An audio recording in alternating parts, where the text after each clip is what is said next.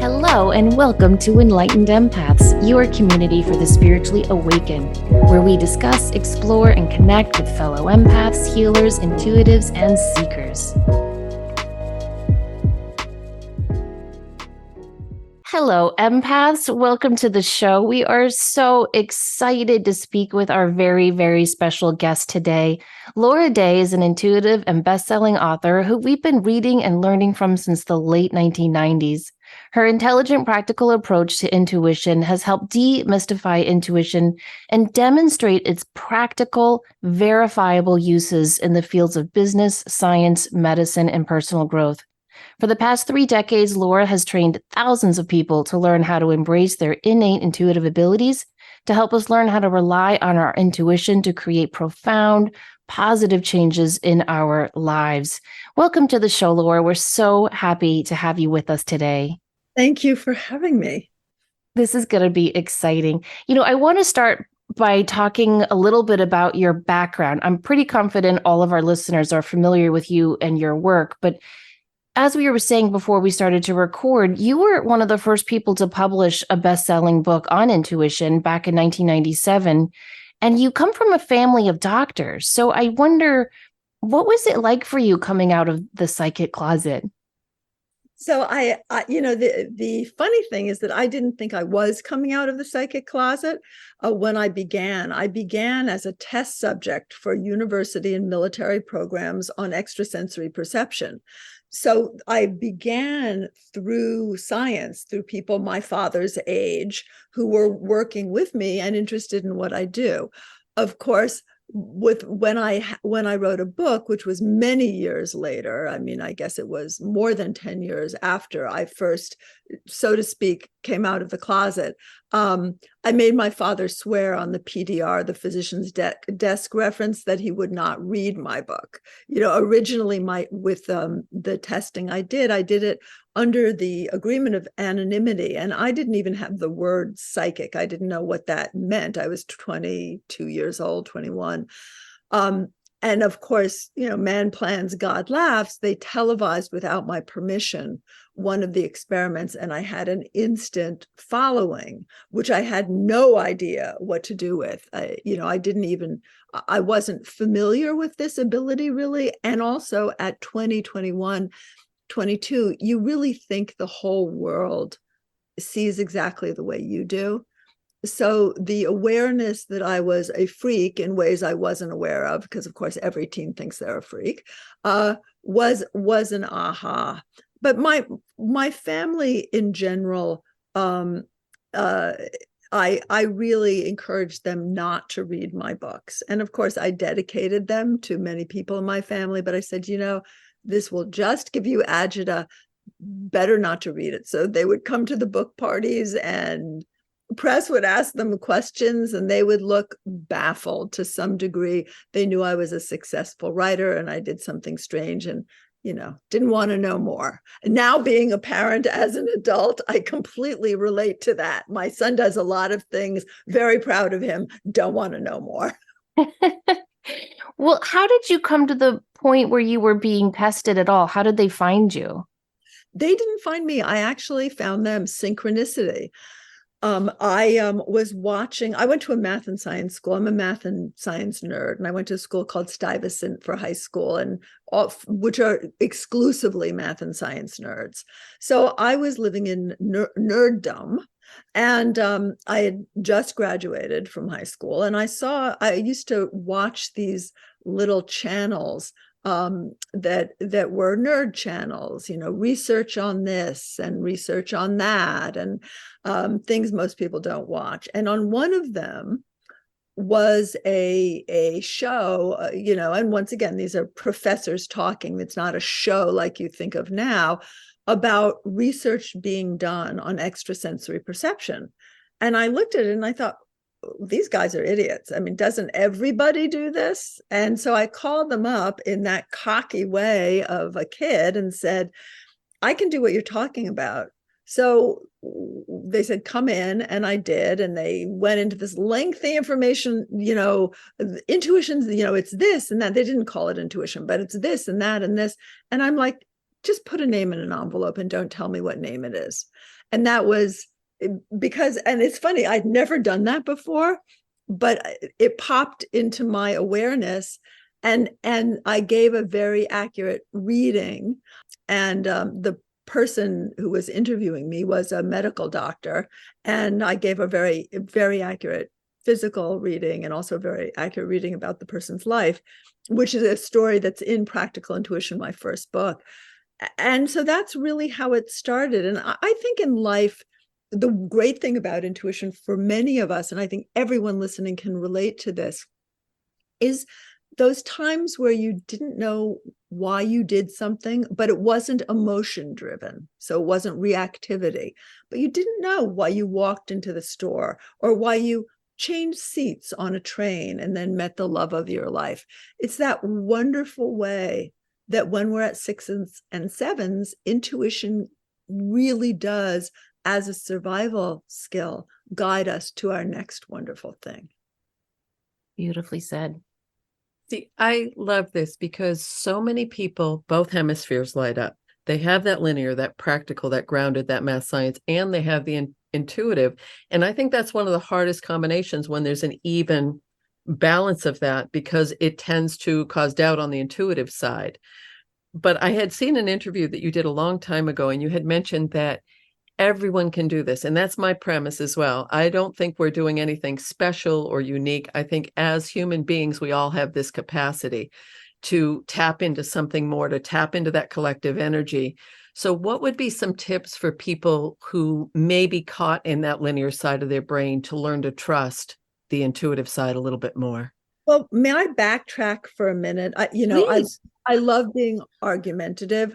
I actually think that my experiences over 40 years of teaching, that good mathematicians, that very linear, even almost spectrumy side of our functioning is the intuitive functioning, the creative, emotional. I have a creative emo husband. He's a brilliant screenwriter, brilliant TV writer, and he's got a balance because he's got the male brain and that creative brain. So he's got intuition and creativity, which is a real kick-ass combination. I am not creative. I am intuitive. And I do believe that it is the mathematician in me that sees the points on the matrix and connects them and can see them in the future and connect them. So I do strongly believe that it is not so much hemispheric. And if you truly good intuitives are actually very successful traders. And they don't make their decisions based on information. They don't have time, and they don't have the information because we don't know the future. You may think, wow, soybeans, great, but then there's a tanker spill and there's no, they are able somehow to predict, and they're very much linear, often very spectrumy. And the reason things like meditation or exercise or beating a pillow and screaming are intuitive exercises is it discharges emotion and allows the detachment.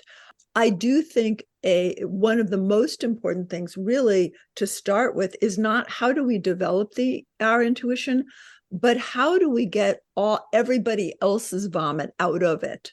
Because the reality is we are incredibly porous. So your depression may not be yours. Your rage may not be yours.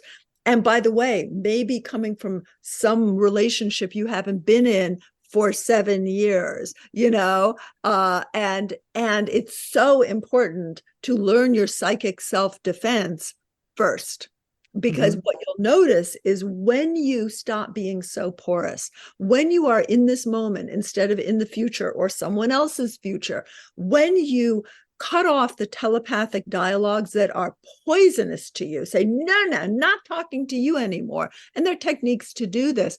All of a sudden, your intuition for what you need to do right now becomes crystal clear. Really, I think psychic self-defense is the key. And I'm going to let you get a word in edgewise. And then please remind me, I want to give your listener something to do whenever they're fragmented, when they wake up in the morning, when in that moment before sleep where maybe they're going in the wrong direction in terms of where they're going to be non-locally in their sleep state. I want to give them an exercise, but I'm going to let you get a word in edgewise first. Well, that would be a good hook if this were a TV show, but we're not. So I want the exercise now. Okay. So right now, I want you to take a moment and notice that, first of all, the conversations in your head. That's called telepathy. Who are you conversing with? Is this a conversation that serves you? And by the way, they may be conversing with you. People always think they're originating the dialogue, but often they're not. So in this telepathic dialogue, and you're having lots of them, so just notice maybe your top two. If they're not useful, pick a dialogue you want. Dialogue with your next lover, a dialogue with your husband to really deepen the connection between you, a dialogue with your cat. What is a dialogue you want? And now every time you have that dialogue, every time you notice it, and it may be thousands of times a day, no exaggeration, pick a positive dialogue to switch to. It will take about 2 weeks. That's how long it takes for a little groove in your brain to be formed that creates a new habit from ritual. But continue to do it, and you'll notice that all of a sudden, and my students love this word, you're manifesting connections with what you want. You're making things happen because you are, instead of wasting that telepathy, you're connecting. The next exercise is mindfulness. Take a moment, shake out, scream, do something that you feel your own energy. And for a millisecond, maybe you'll be the only one in you. Mediumship is not talking to dead people, can be, but mediumship is being something or someone else. Other people are inside of you all of the time. There are two things you need to do. One, get to know, really become familiar with what it feels like to be you. Mindfulness, exercise, conversation, asking other people to describe you to you, really get to know you. But the other thing is, when you have an experience that is disturbing, sometimes it's you, sometimes it's your subconscious saying, yo, pay attention to this.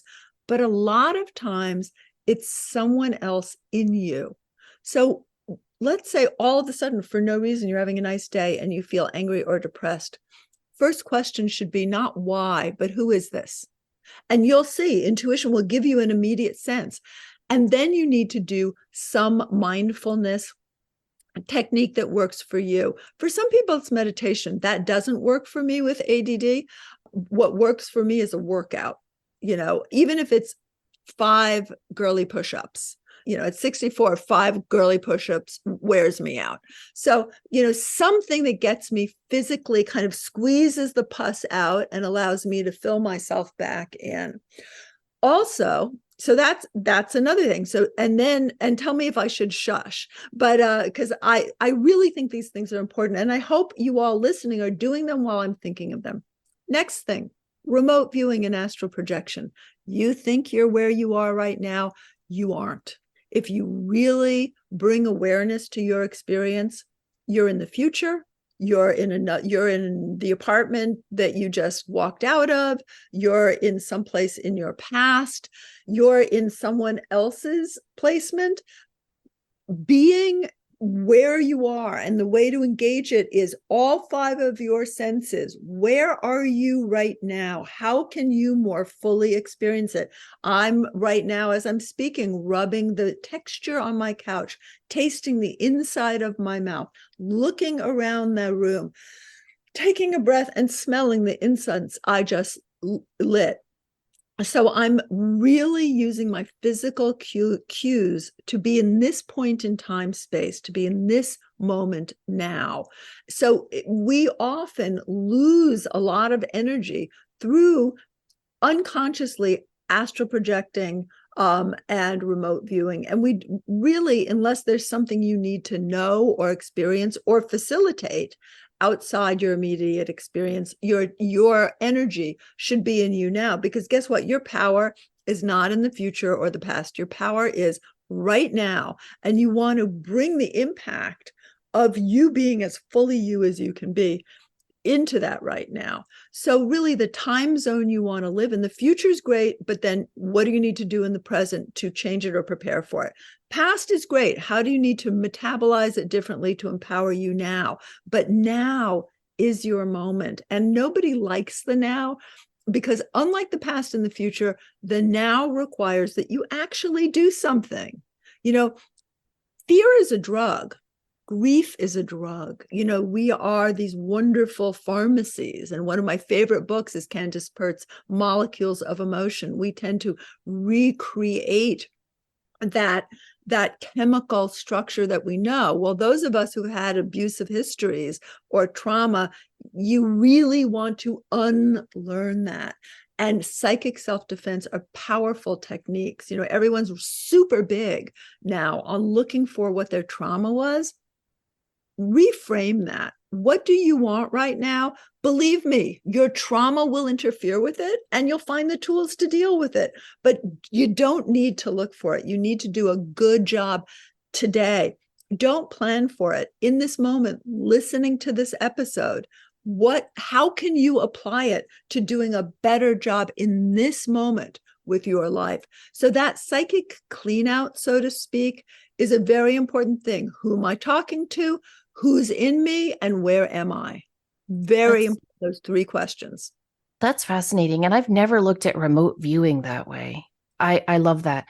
Okay, you touched on trauma, and I know in Practical Intuition, I want to talk about your other books, but in Practical Intuition, you say that being psychic was second nature to you because of some difficulties you had in your childhood. And that's something Denise and I have talked about on this show a lot, that many, many intuitives seem to have come from experiences in their upbringing where they kind of had to be extra tuned in. And so I'd love for you to touch upon that. To me, it demonstrates that, yes, this is innate in all of us. And for some of us, it's just awakened almost as like a survival mechanism. Yes. I mean, my new book that's coming out this spring is about the formation of the ego and how we use our structure as human beings to create in the world and how we can make choices about that. But people who develop as intuitives early develop that way because of trauma, because actually children aren't supposed to be able to travel to a war zone or their parents' bedroom. Children are not supposed to be able to know what someone else is thinking or feeling. Children are supposed to be dealing with developing the structure of their ego, their I love, I want, I am, I believe, I feel, I hunger, I hate, that I. So anyone who is incredibly intuitive as a child is so because they had no choice. It is not ideal. And most people who have to develop that way don't fare very well. I was very lucky. I was born with a unique brain, but also a resilient one. And that's genetics. I can claim nothing good for that. That was just the luck of the draw. And I had a lot of very good psychiatry very early in life. I have two siblings who have suicided, a mother who has suicided. That is not as adaptive a brain. They had the therapy, we had lots of other wonderful things, but they also had the trauma. They had the intuition, but they didn't have the resilience. And I actually think resilience is something that we should be teaching our children from the moment they're born, being able to support them, but not interfere with their resilience, teaching them to find tools and friends in the world, other teachers. And little kids can learn that early. So yes, it is a survival skill we all have. Ideally, it doesn't really develop until you've developed your ego around age 6 or 7. And then intuition should only develop in young people in terms of creativity. A great exercise that you parents can do with children without opening their intuition in a negative way, in a way that will flood them, is to, when they make a practice of when they come home from school, having them draw a picture. And for little kids who can't draw yet, it can be finger paints, and then have them tell you about their picture. No, remember, children will, anything you show interest in that they do, they will expose everything to you and write down their story as they tell it to you. So they really have a sense of it existing outside of them, because often those stories are difficult, having to feed a monster something so it doesn't hurt you, for example, was a favorite of my son's. And you can then enter into a dialogue with what they intuitively know, but using creativity as an outlet. One of the things that I think we do is teach empathy before we teach survival. And I think that's a little ass backwards, because don't share until you know it's yours. Oh, that is so, so good. There was a study done on POWs, and I remember the author wrote, it wasn't the optimist who survived. It wasn't the pessimist who survived. It was the realist who had that resilient brain. So I think that is really, really important. And I was just processing what you had said, Laura, about little kids. And my background is working with neurodivergent populations. And it's been interesting to watch the progression in the age groups. And I love, all that kind of stuff. So it was interesting. Well, I would love to teach, for example, and I do have some teachers, but I would love to teach teachers who, that's a very hard population to work with, also because they don't group the classrooms according to how the brains work. So you'll get someone who's extremely hyper with someone who's extremely sensory sensitive. So it's not a great pot. But one of the things that's wonderful is telepathy with that population, being able to anchor and walk in as the anchor. It's too bad that parents aren't more involved in those classrooms in a positive way. It's the structure of our educational system, mm-hmm. because everybody is overwhelmed, and yet there are intuitive solutions that can be unbelievably helpful. My son's grade school, once some parents had to go out of town, and they had 2 very severely ADHD children, and they said, will you take them for the week?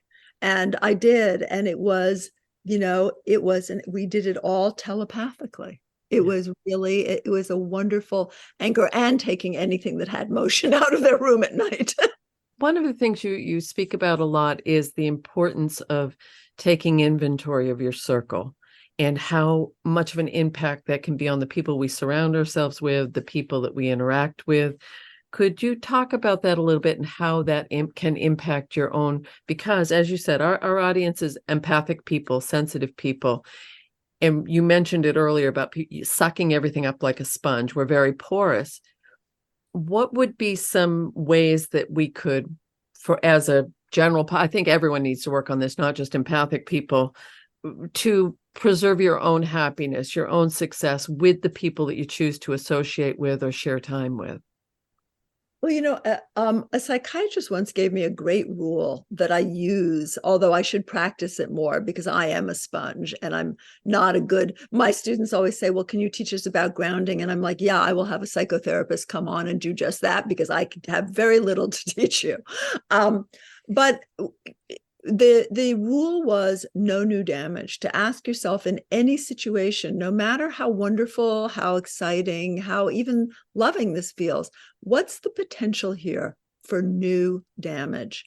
Now, we all have situations that are damaging, that we can't withdraw from. Like, some of us have toxic bosses, and we need to learn to work with that until we create a new situation for ourselves.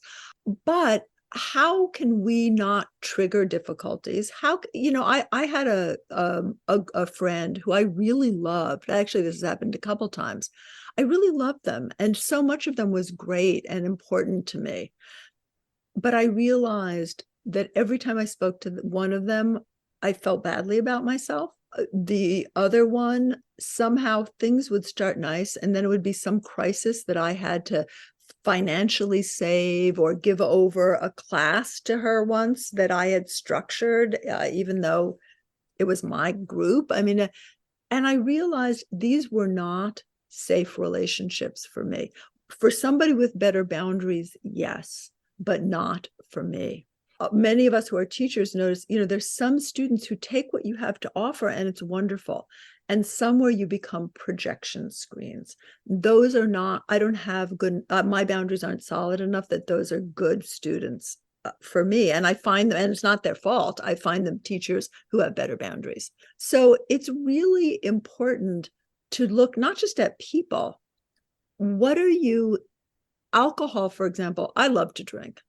I got to be honest here, but it doesn't make me feel good the next day. Now, I'm not a purist. I don't never drink, but I really took a glass of wine with my meal out of my diet. It's new damage.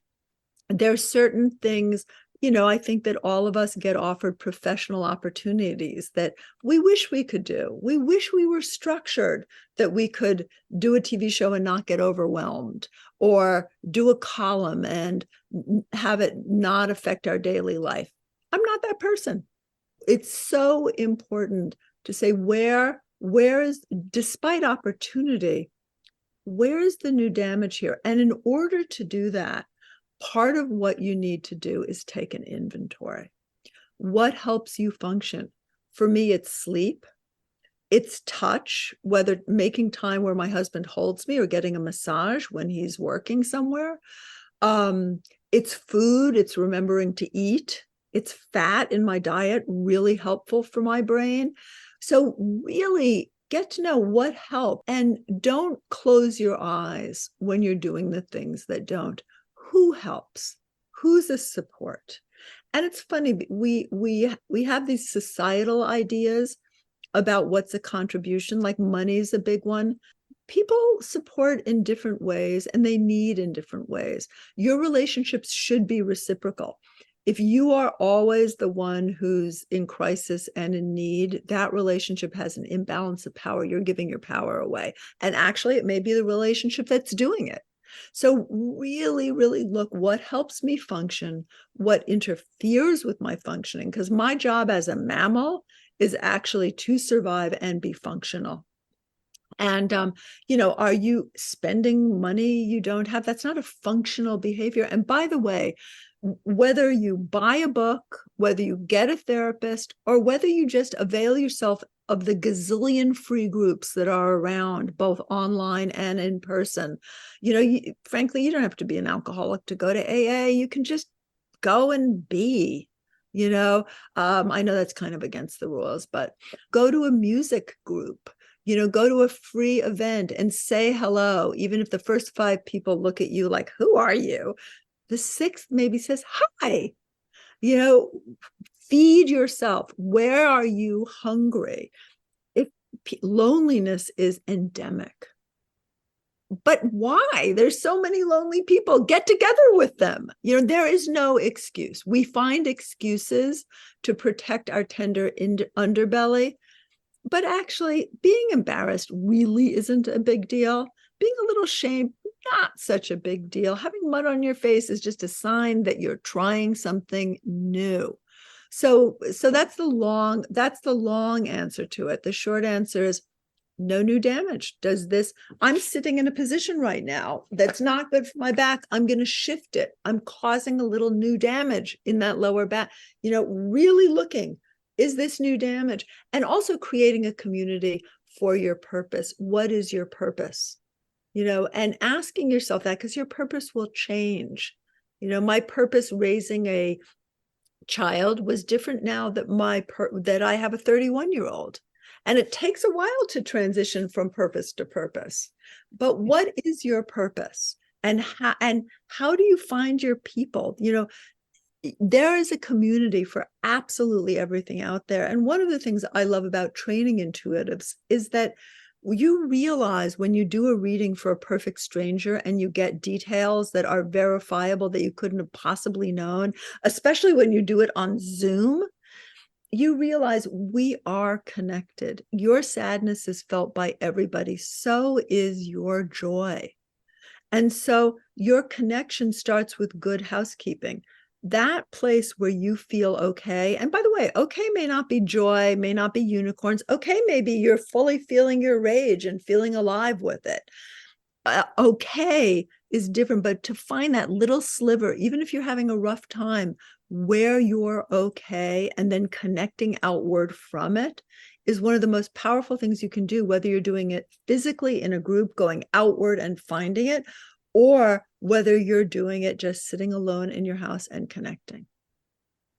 Wow, that is beautiful. And it's so helpful because something I always struggle with when I'm faced with something that scares me is, okay, am I supposed to say no to this, or is this a challenge I'm supposed to say yes to grow? And so the way you have framed that, I think it's going to be really helpful to me and hopefully a lot of our listeners too. And I wonder, so much of what you're saying is really about getting to know yourself, the unadulterated, true, authentic version of you in the circle. Every 10 minutes, by the way.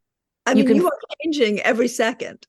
So the true authentic version of me last Tuesday is different than the true authentic version of me today. And you are allowed to change. In fact, you're made to change. And even your integrity may change. There are places that you absolutely may for your entire life not want to cheat, and places where you just kind of have to survive. Being a purist is deadly because we can't be. And I have been many people who I would not want to meet in a dark alley. I saw this wonderful little video with this man who'd been married forever. He was in his 80s, got married right out of high school. And they asked him what was the secret to his successful marriage with his wife. And he said, well, I've been married to the same woman for 60 plus years, but she's been 8 different people in those years. And I've learned to fall in love with each new version of her. And I just love that. And we have to do that with ourselves. I hate the whole love yourself thing because there are things about all of us that are definitely unlovable that we need to work on. And accepting that that's part of being human is really important and actually allows you to have more authentic relationships with other people, but also, with the world.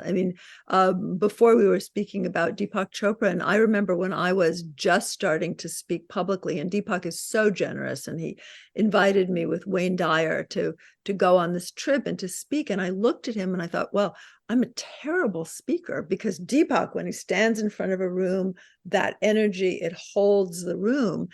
And I'm more like a little gerbil, I'm always off on, and I realized, and so I was trying to be more like him, which I did a lousy job of. And then I learned to be like me, to take off on everybody in the audience, and have, the be a firefly. And when I accepted that, no, I was not good at this, and I'm still practicing being more like him as a speaker, but I am good at this, it allowed it. When you can say, wow, I was a real shit back there. I do not want to repeat that behavior. I made a mistake here. And when you actually make the effort to apologize, because I think a lot of people think you're acknowledging in yourself you did wrong is enough. It's not. It is really important I am sorry, I am genuinely sorry, and how might I make amends when possible, is a really important part of that circle of behavior. And being able to accept somebody else's apology is also part of that. I love the tradition in Judaism. There is a holiday where you ask forgiveness, and God can forgive sins against God, but only man can forgive sins against man. But if you ask for forgiveness 3 times and the person denies it, the sin becomes theirs. And I just, that form, I love so much, because we are not answerable to perfection. We're answerable to our own awareness, and we can make so much of that better. And owning witness is also a very underrated thing. I'm not saying you have to open your vulnerabilities to the entire world, but to say to one other person, I did this. I'm sorry.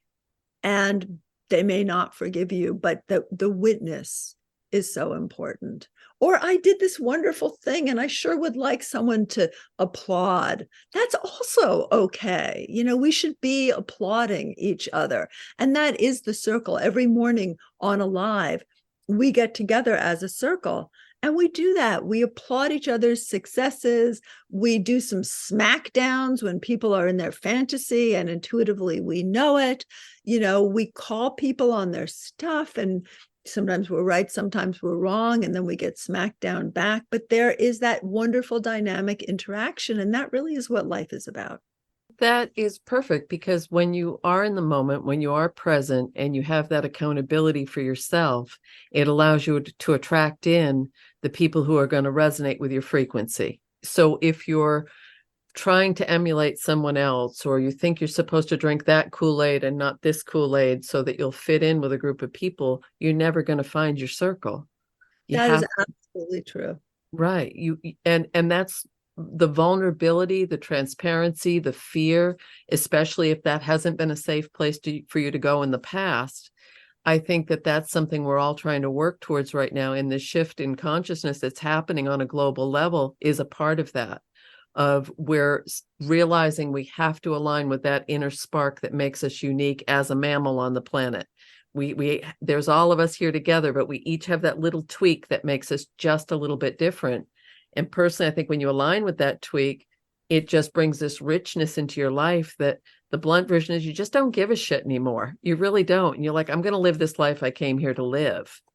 But the wonderful thing about wanting to be like someone else is, like, what I really envy in Deepak is his groundedness, is his equanimity. I mean, he doesn't get triggered like I do. Like, it's, and that, saying, okay, I am me and I'm going to embrace that and live my life as myself. But that kapha in him, I am also going to try to learn some of that, so that I can be a better version of me. We are all each other's teachers. I love teaching because I have learned so much from my students. I often start workshops by saying, I know you all want to be like me right now, but newsflash, I want to be like you. I want to be able to taste my food, feel my husband's arm around me, be present in my body. I want to be more like you. And there is that exchange. And you were speaking before about one circle. You want people, not just who are like you, but who you can learn from. Yeah, that's so true. You also write in the circle that we have to focus on one single wish at a time. And I'm wondering if that's about, again, getting to know yourself, or if there's something more to that. Why do you focus your readers on that one aspect? Because when, most of us during even an hour, we have 30 things that are distracting us. So we put a little energy here and a little there and a little there, and often we don't accomplish very much at all. When you choose one goal, one wish, you are a laser. Not only is all of your energy and awareness, intuition, intellect, and resources focused on that goal, but all of the distractions are contextualized within that goal. So my goal right now is having a certain kind of family. My work is contextualized there. My health is contextualized there. I have an elderly father whose life I want to, improve. But it's all that. It's not that I don't care about the 30 other things that come up every hour, but that one goal gives them context.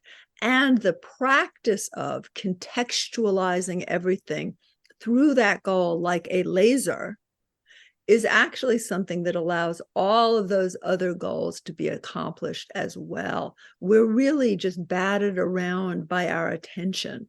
And ADD is so good for that, because it teaches you that, you need a structure, or you're lost, or you're just, like a piece of fuzz being blown around.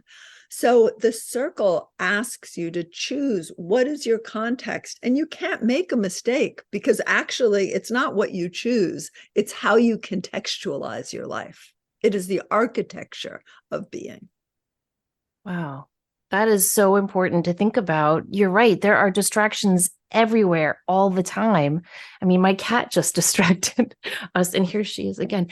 So I really appreciate you pointing that out. You use your intuition in so many fascinating ways. Not only do you teach and write and work with clients, but you also do a lot with finances and courtroom and medical intuition. Can you just touch upon that so listeners have an idea of the many opportunities they have if they embrace their intuition? So intuition, I always say intuition's an idiot's gift. 2-year-olds are intuitive. They're not logical. They're not emotionally regulated. They're intuitive. And we want to shut that stuff down until they have a nice ego structure to run that intuition through.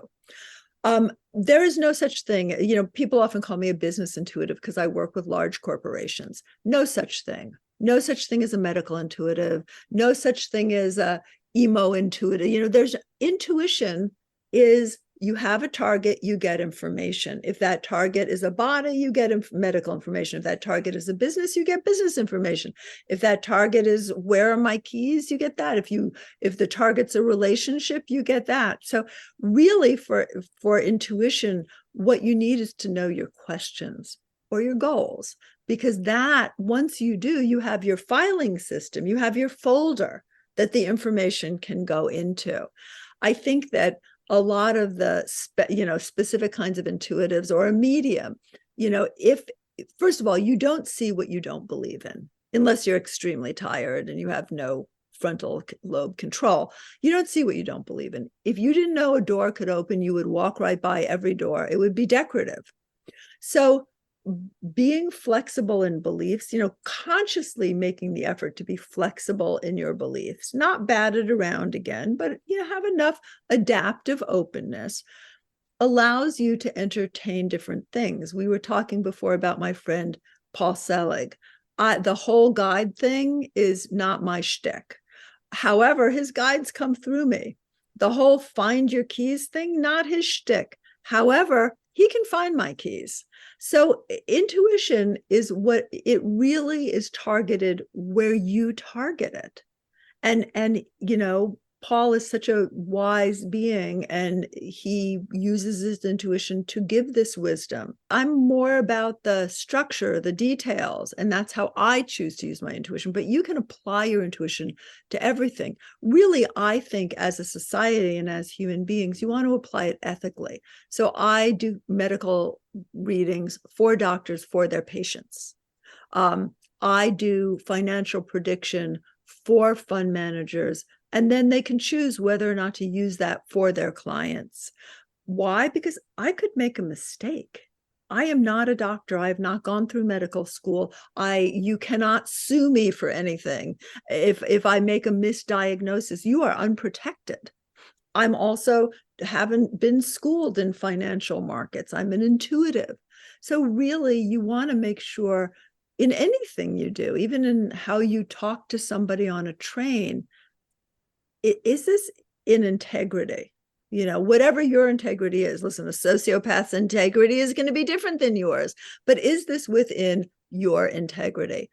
And I think that, when I train students, I give them also clients when they're up to the level of taking clients.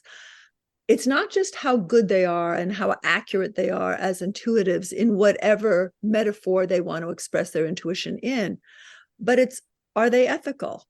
Do they take the payment of a client as total payment, or do they have another hook? Are they looking to date a client? Are they looking to be so necessary that a client gets overly attached?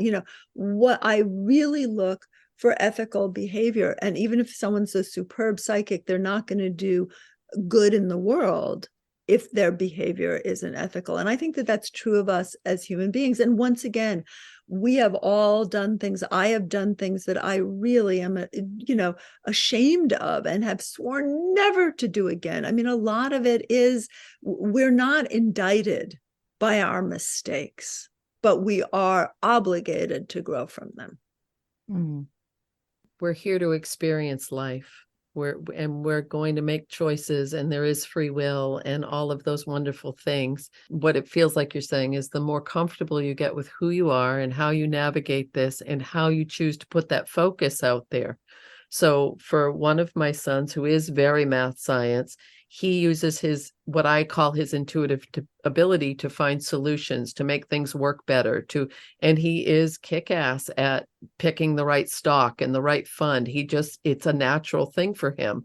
Whereas my other son is more creative and more in that other realm and uses his intuition in a different way. But you're spot on. It's where they put their focus. And neither one is better or worse or stronger. It's just they've aligned with who they are as human beings. And of course, I think it's not just what life demands of us, but it's very important. And it's one thing that I really focus on with my students. We are creating life. Yes, we're not given every tool. Your toolbox may be missing a wrench, maybe missing nails. They may be things that you need to find or barter or, figure out. But you are creating your life. If you've been victimized over and over, since you cannot change the victimizer, what can you change in yourself? I used to tell my son, if you pretend it's all your fault, then you have the solution. And I think that we often are most angry at how we victimize ourselves, how we've let ourselves down, but we don't know everything. You really need to forgive yourself for walking into the wrong room or falling in love with the wrong person or, buying the wrong piece of property or, this moment is the moment that counts. And again, you will process all of the decisions, all of the trauma. You'll process it as you move forward to live this moment successfully. And success, people equate success and happiness. Some of my most successful moments have been my most miserable ones. Success is effective living. And sometimes that is hard. The more that you see the process as a lesson plan that takes you where it is you choose to go, the more endurable it becomes.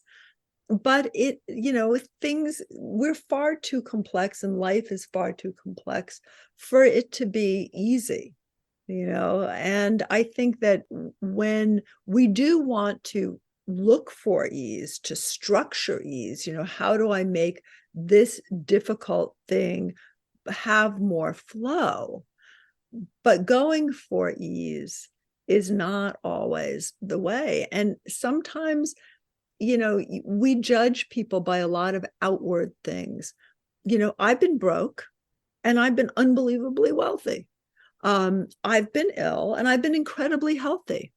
I've been really, really shamefully ignorant and I've been incredibly wise. And we make choices about these things, but when you disown a part of yourself, when you say, oh no, I'm going to distance, that's not who I am, you also disown the learning. And so you repeat that. You want to embrace the learning and learning to ask for help is such an important thing. That took me really to my late 50s to learn, to say, wow, I need help. I need you to, even my Instagram followers, I need you to repost this. I didn't realize my husband was actually capable in the kitchen. I mean, he's vaguely capable, but he can make a cheese board. I'm tired. I used to do everything. Now I cook, he cleans. I fold, he makes the bed. But it took so long to be able to say, okay, I'm not an island. Where do I need help? And how do I say, gee, I'm not the whole package. I actually need help. Well, you've been incredibly wise with this hour together. I'll tell you that much. I could listen to you forever. Tell people about some of the events you have coming up and about the book that you have coming out. Well, the book I have coming out is really about how we can use energy, because spirit is just energy, how we can use it to create in our lives, and how we can heal the parts of our structure that haven't in the past allowed us to create what we want. That will be coming out, I think, in the spring. You never quite know. I have a boot camp, which is a certificate training in intuition, coming up in October. And I do that only online because it's distracting when you're teaching intuition to have people physically present, because of course physical presence is so pleasurable. I'm doing a workshop in London in November, and it's all available on lauraday.com. All of my, and if you sign up for the newsletter, new events happen. Also, most mornings in my pajamas with my coffee clutched in my hand, I go on live. And I started this during COVID. I was in London and people were panicking all over the world. And I thought, you know what? I'm just going to come on in my pajamas every morning and get people together and see who needs help and who can help each other. And, you know, just if the sky is falling, it's going to fall on us together. And so I've continued that. So in the mornings, often, no exact time, it's whenever I brush my teeth, I go on live and we exchange readings and we exchange healing and we work together. And there's often a topic, whatever I woke up obsessing about. So those are and I've written 6 books, and each book is a workshop because I don't like to speak about intuition. I like people to experience it. Everyone experiences it differently and they apply it differently. And of course, then they add to the craft itself. Well, we'll post all of that in the show notes and on our social media pages. And I'll also make a post with all of your books. I think I've read Practical Intuition 3 or 4 times, and I've read The Circle just as many times, read all your books. It's just really an honor to have you on the show. And I hope you come back on in the spring when your book comes out. Thank you. I would love that. I have really enjoyed this, and thank you. Yes, thank you very much. It's been a pleasure. And thank you, everyone, for listening. Please remember, as always, to show up, do great work, and share your light.